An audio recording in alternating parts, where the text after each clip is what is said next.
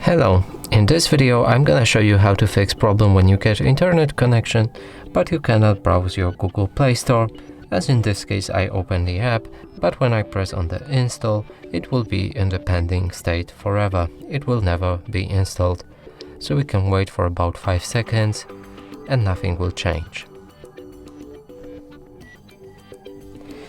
And the same is with the Google Chrome. So if I open any web browser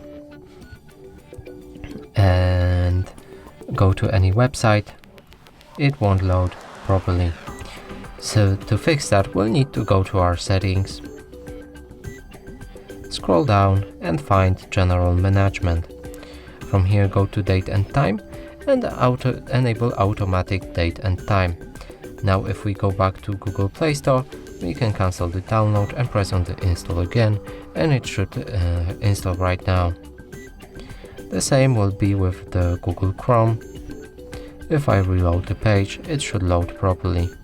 And that's it for this video. Hope you like it. Please consider subscribing to our channel, leave the like and the comment below.